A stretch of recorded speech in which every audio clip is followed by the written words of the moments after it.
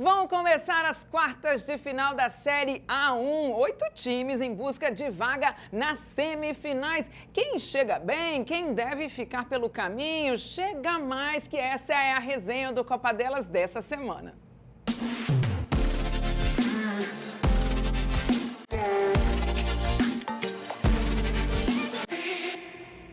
E hoje o Copa tá um luxo só, com as análises do meu colega aqui na TV Brasil, Luiz Ferreira, produtor executivo, e da Bárbara Nunes, a Bá do Planeta Futebol Feminino, o que a Bá viu também. E agora, gente, é mata-mata. Antes, bem-vindos. Obrigada mais uma vez, Luiz, meu super colega, amigo aqui da TV. Obrigada pela presença. Obrigada, Bá, também. Mas eu quero saber, antes da gente falar desse momento de mata-mata, um balanço dessas 15 rodadas. Vou começar, já que você está do meu ladinho, vou dar prioridade para você. Ah, que fofo.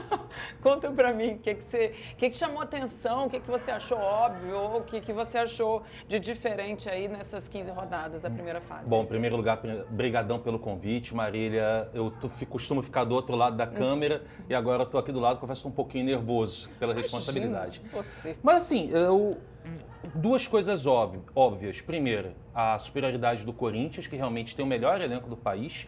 A Ferroviária, que já tem uma história incrível no futebol feminino.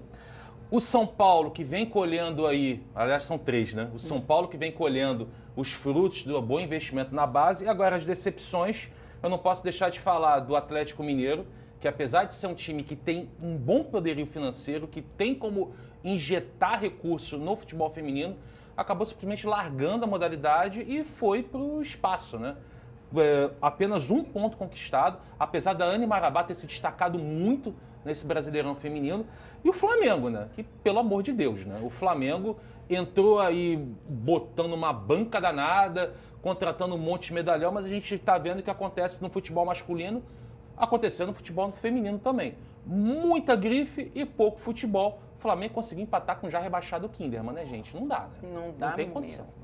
Ô, Bá, que você... Imagino, eu vi você aí concordando com o Luiz, mas alguma coisa que você viu de diferente aí nessa primeira fase? Boa tarde, Marília. Boa tarde, Luiz. Boa tarde, todo mundo. Queria agradecer, antes de qualquer coisa, pelo convite. Eu acho que o Corinthians ele chegou realmente como um dos protagonistas, mas ao longo da competição ele teve várias baixas, né? Eu acho que 2 baixas que foram importantes e que trazem um pouco o cenário do Corinthians, que ele levou muito mais gols nessa temporada do que em outras, foi a Lelê sair lesionada e a Tarciane também ter saído, né? A Tarciane que foi para o Houston. Então, o Corinthians ele conseguiu manter aí uma lógica dentro de todo o campeonato, mas mesmo assim foi de muitos altos e baixos com esse trabalho do Piscinato. Concordo também sobre a Ferroviária, um trabalho sólido, um trabalho bem bom. O trabalho do São Paulo excelente, e uma decepção eu acrescento aí o Santos, né? De todas as polêmicas extra-campo, a todas as mudanças que aconteceram também dentro do campo, o Santos foi rebaixado, o Santos não conseguiu manter uma boa consistência dentro desse campeonato. E é uma tristeza para todo mundo que gosta muito do futebol feminino, que acompanha o futebol feminino. A gente vê 3 clubes, e aí eu falo em clube mesmo, né? 3 nomes pesados, camisas pesadas do futebol nacional, como o Flamengo, como o Santos e como o Atlético Mineiro, terem um resultado dentro do campeonato tão abaixo. Marília? Pois a gente contextualizando, na verdade, o dos rebaixados a gente tem Botafogo, Santos, o Avaí, Kinderman e o Atlético Mineiro, que, como o Luiz bem falou, fez a pior campanha, só somou 1 ponto. Mas entre esses 8 classificados, me chama a atenção também, a gente já falou disso em outros momentos, a situação do Grêmio e a situação do Cruzeiro. A situação positiva, né, Luiz? O Cruzeiro conseguiu uma goleada histórica sobre o Corinthians, 7-2. Se você me falasse há 2 anos, 3 anos que o Corinthians fosse levar 7, eu diria, você tá maluca, aconteceu alguma coisa, expulsaram 4 jogadores, o Corinthians jogou com 7, aconteceu uma tragédia, mas não. O Cruzeiro fez uma grande partida e, em que pese o Corinthians ter poupado os seus principais jogadores, principalmente o pessoal que estava em Paris 2024, assim, não dá para tomar 7, é meio inexplicável o negócio. Eu vejo no Corinthians, apesar de ver as brabas ainda superiores às outras equipes uma certa dificuldade nessa passagem de ciclo. Por quê? O Arthur Elias e a Cris Gambaré estão na seleção feminina. E agora é um novo momento. Por mais que o Lucas Piscinato e o Arthur Elias tenham se formado ali no Centro Olímpico já em anos passados, bastante tempo, é um novo método de treino, não tem mais a Cris Gambaré. A gente sabe que a situação nos bastidores do Corinthians não está legal. Isso se reflete no campo. Mas ainda assim eu vejo o Corinthians como favorito ao título. Embora algumas coisas não estejam muito certas lá, não. Pois é, eu queria explorar um pouco mais sobre isso até, Baco. Você falou desse desequilíbrio que o Corinthians teve aí ao longo da primeira fase. E esse resultado chamou muito. Eu acho que todo mundo que acompanha futebol feminino prestou atenção nesse 7-2 do Cruzeiro. Inclusive, na última rodada na 15ª, quem abriu o placar no início do Corinthians e Avaí foi o Avaí. Rebaixadíssimo. A gente estava aqui com o Red Bull Bragantino e Cruzeiro e eu dei um pulo na cadeira. Falei, o Kinderman tá ganhando? Vai repetir de novo esse placar? Até que não deu, né? Até que o Corinthians conseguiu virar, até com a entrada da Jennifer, a Vicky Albuquerque novamente fazendo mais um bom jogo, mas todo mundo achou esquisito. Eu falei, o que tá acontecendo aqui? E até complementando, antes da responder, alguns colegas disseram que o Corinthians nunca teve um resultado desse. Desde 2016, o pior resultado tinha sido 3-0, essa derrota. E aí, essa derrota de 7-2 chamou muita atenção. O que você atribui esse desequilíbrio? É esse momento aí de transição do Corinthians? Eu acho que sim. Eu acho que a transição ela é dentro e fora dos gramados, né? Então a gente precisa ter um pouco de entendimento de quais são os limites e quais são as responsabilidades. Claro, fora do gramado tem várias questões administrativas. Só da saída da Cris já muda muita coisa dentro do Corinthians.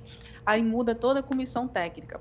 E mudam também algumas peças ao longo da competição, porque, por exemplo, o Corinthians, acho que foram 7 ou 8 jogadoras que foram para Paris, que eram no time do Corinthians. Aí volta, essas jogadoras elas não estão em grande fase dentro do Corinthians. A Portillo fez uma Olimpíada incrível, mas não está em grande fase dentro do Corinthians. A Tamires agora que fez uma cirurgia ontem, então vai passar mais um tempo fora. Eu acho que a oscilação ela é normal dentro de uma mudança. O que não pode acontecer é não existir um padrão dentro da oscilação, sabe? E ter resultados como foi o 7-2 contra o Cruzeiro. O que o Corinthians poderia fazer é conseguir encontrar algumas jogadoras que se destacassem. A jogadora que eu tô vendo que está conseguindo, dentro dessa confusão, dessa movimentação nova do Corinthians, se destacar é a Jennifer, que foi o que o Luiz acabou de falar. Ela entrou ontem, ela fez 2 gols, ela conseguiu, tá conseguindo trazer aquele respiro para a torcida corintiana, que é uma torcida que cobra muito do clube. A Jennifer é uma super jogadora mesmo.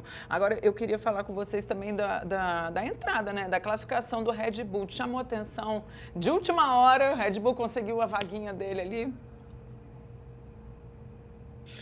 Eu estava torcendo muito para que conseguisse, porque fez uma campanha excelente, né? O Red Bull subiu da A2, conseguiu se manter dentro da A1, fez jogos competitivos, tem um elenco bem legal.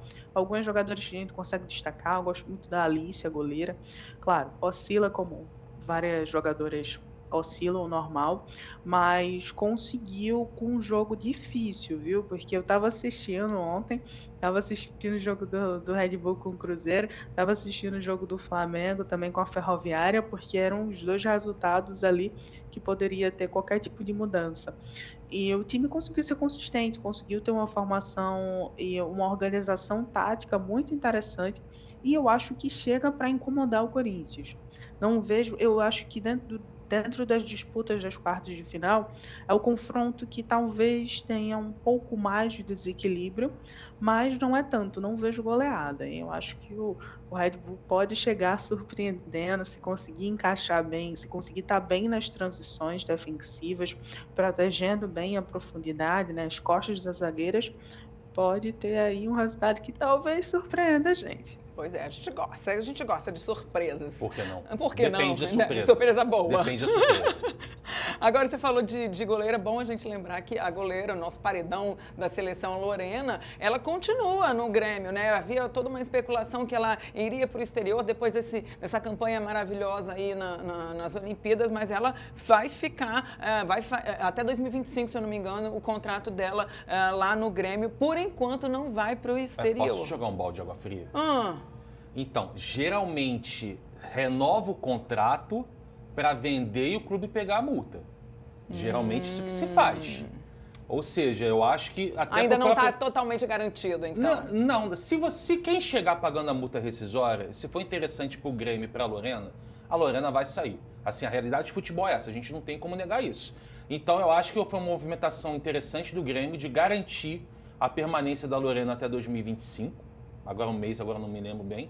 Mas se tiver uma proposta boa, como eu já ouvi falar que tem, já ouvi falar de Juventus, da Itália, já ouvi falar de clubes dos Estados Unidos. Até final de 2025. Final de 2025, isso mesmo. Se chegar uma proposta boa, foi interessante para a Lorena e foi interessante com o Grêmio, o clube chegar, Grêmio, qual o Pix? Toma aí, Pix está feito? A Lorena vai. Até porque o Pix para ela também vai ser bom, né? A Pix para ela vai ser bom, o Pix pro Grêmio vai ser bom. Gente. E é importante que seja bom, sabe? Claro. Eu acho que as jogadoras, elas se destacaram na Olimpíada. Então, por exemplo, os torcedores corintianos devem ficar com medo também de grandes nomes que atuaram dentro das Olimpíadas. Como também o torcedor colorado tem que ficar com medo dessa possível saída da Priscila aí, porque foi outro nome que também se destacou. Então eu acho que as jogadoras, elas estão numa vitrine que elas precisam aproveitar essa vitrine. E é bom também para o mercado brasileiro, sabe? Porque a gente vai fazendo a economia girar, gente. Tem que fazer a economia girar, tem que botar essas jogadoras em várias partes do mundo, se desenvolver, porque todo mundo ganha. Nossa, total de acordo, porque é isso, a gente fala do futebol feminino, tem paixão, tem torcida e tudo mais, mas a primeira instância é um negócio e esse negócio tem que rodar. E para todo mundo ganhar bem, e não falo só de dinheiro, a gente fala de desenvolvimento, esse negócio, essa roda tem que girar de uma forma aí sustentável. Então, que bom que venha, de fato, que se elas forem para o exterior, que ganhem bem, ou que se deem bem aqui no Brasil também, enfim, até porque com dinheiro, que os clubes com dinheiro conseguem fortalecer a nossa liga, trazem melhores jogadores e você consegue até pensar do clube. Vamos pegar um exemplo agora que vem na minha cabeça. Palmeiras é um clube com um poder aquisitivo bem grande. Sim. Talvez abaixo aí de Flamengo, Botafogo e mais ou menos o mesmo nível de Atlético Mineiro. O Palmeiras treina em Vinhedo, que até agora eu não entendo porquê, e joga em Jundiaí também não entendo porquê. Mas assim, vamos fazer de conta uma coisa. O Palmeiras tem um dinheirinho, injeta no departamento de futebol feminino. Aí pega um estádio ali próximo, de repente, chega na Juventus da Moca, por exemplo, que me veio na cabeça aqui, vamos reformar a Rua Javari, vamos fazer um estádio aqui para 10, 15 mil pessoas para receber o futebol feminino do Palmeiras. Todo mundo vai, é um estádio aconchegante. Eu nunca fui na Rua Javari, mas sempre ouvi falar muito bem do estádio da Rua Javari, sim, lá na Moca. né? E você vai pegar os jogos grandes, você pode pensar, aí sim colocar no Allianz, para trazer a torcida mesmo para junto do clube, mais ou menos como o Corinthians faz. O Corinthians joga na Fazendinha, no Parque São Jorge, e jogos grandes ele coloca o time feminino para jogar na Neoquímica, e você vê grandes públicos na Neoquímica. Dá para pensar, porque isso é importante, como a Bá falou, a economia girar, para trazer melhores jogadoras para fortalecer a nossa liga. É isso aí. Bom, só para finalizar essa primeira fase aí do Brasileirão A1, que terminou, quem vai ficar ainda na elite fica Flamengo, América Mineiro, Fluminense e Real Brasília, ou seja, 2025 eles continuam na Série A1, rebaixado eu já falei, e esses 8, e aí a gente vai começar então a falar dessas quartas de final, que vão disputar esse mata-mata, né? Jogos de ida e volta que vão definir então as semifinais. Hoje, dia 22 de agosto, a gente está gravando isso para vocês, no dia 28, a CBF ainda não divulgou a tabela com os dias e horários dos jogos das quartas de final. A gente tinha uma previsão que seria a partir do dia 25, que já é domingo. Eu acho que isso não vai se confirmar. De qualquer forma, a CBF vai divulgar isso pra gente e a gente vai informar aqui. E, claro, a gente também vai transmitir a TV Brasil alguns jogos dessas quartas de final, que também vamos informar. Mas eu queria explorar aqui com vocês, de fato, esses confrontos. A Bá comentou mais ou menos ali de Corinthians e Red Bull, e eu queria saber de Luiz, Ferroviária Internacional, São Paulo e Grêmio, e Palmeiras e Cruzeiro. Qual vai ser o jogo mais disputado? Equilíbrio. Tá tudo difícil, né? Olha, eu acho que eu concordo com o Labá. O confronto que você tem o maior desequilíbrio é realmente Corinthians e Bragantino. Por quê?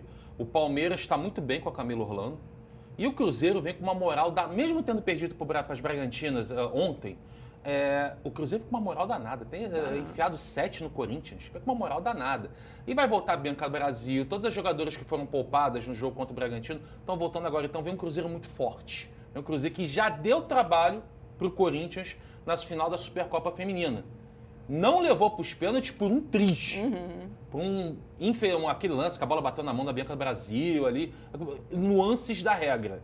Ferroviária Internacional. Eu vejo a Ferroviária um pouquinho na frente por conta da estrutura e por conta da constância. Mas agora a arrancada final do Internacional, diante de todos os problemas, é realmente muito bom. Belém Aquino voltou a jogar bola, então o pessoal tem que ficar preocupado. E São Paulo e Grêmio, eu confio muito no trabalho da Taissan Passos, que já esteve aqui com a gente no Copa delas. É uma tremenda treinadora. O Grêmio é um time muito bem armado, mas o Grêmio, para mim, ele traz alguns problemas de outras temporadas, que é um elenco curto. Quando você precisa mexer no elenco do Grêmio, precisa de alguma peça, não tem lá tantas opções. Não estou dizendo que os jogadores são ruins, é que não há tantas opções. Aí você acaba tendo que fazer uma improvisação aqui e ali. E o São Paulo, vem do trabalho da base, assim como o Internacional, tem de onde tirar. A questão a ver agora, somente uma coisa. Dia 31 começa a Copa do Mundo Sub-20. O Brasil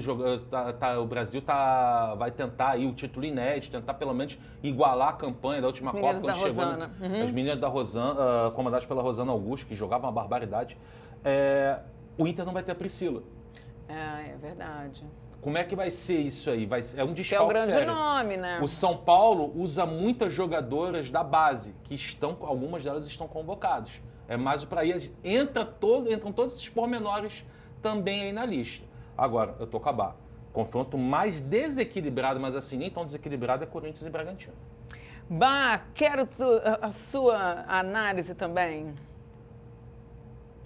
Então, eu acho que tem dois confrontos que são muito... Eu quero muito entender como é que os técnicos vão se colocar, né? O primeiro deles vai ser Palmeiras e o Cruzeiro, porque a Camila está fazendo um trabalho excelente, eu gosto muito do trabalho do Jonas. Só que os dois times, eles têm um problema um pouco espelhado, na minha visão, né? Os dois times, eles atacam muito em transição, tá? Atacam muito em contra-ataque, e ao mesmo tempo eles têm muitos problemas para defender esses contra-ataques. Então, vai ser muito interessante esse embate, ver como é que os técnicos vão organizar os seus times para explorar os espaços que vão ser deixados. Então, acho que esse confronto vai ser super equilibrado. Não sei quem poderia passar dos dois, mas eu acho que os dois times têm total capacidade de fazer jogos incríveis. Do outro lado, a gente tem Ferroviária e Inter. Ontem a gente conversou um pouquinho, eu estava conversando com os amigos no Plano de Futebol Feminino, e a gente falou sobre a possibilidade da saída de algumas jogadoras para o Mundial Sub-20. Diante de estar nas quartas de final contra a Ferroviária, eu acho difícil que o Inter libere a Priscila. Seria incrível ter a Priscila no Mundial, mas para o Inter conseguir passar da Ferroviária vai precisar da Priscila, ela está em grande fase. O Inter que fez um brasileiro assim, fenomenal, né? Eu acho que a retomada, a segunda metade do Inter dentro do campeonato foi incrível. O time está muito embalado, o time voltou a ter um encaixe, voltou a ser aquele Internacional que a gente viu no ano passado, na temporada passada. E a Ferroviária só teve uma derrota. a Ferroviária só perdeu ontem para o Flamengo. No campeonato inteiro, em 15 rodadas, só teve uma derrota. E é um time que consegue aproveitar muitíssimo bem as bolas paradas. A Jéssica, ela conseguiu organizar com que o time conseguisse criar boas chances ali na entrada do último terço, perto da grande área adversária, e conseguisse aproveitar bem essas chances. Então, quase 50% dos gols que foram feitos pela Ferroviária ao longo do campeonato foram de bola parada.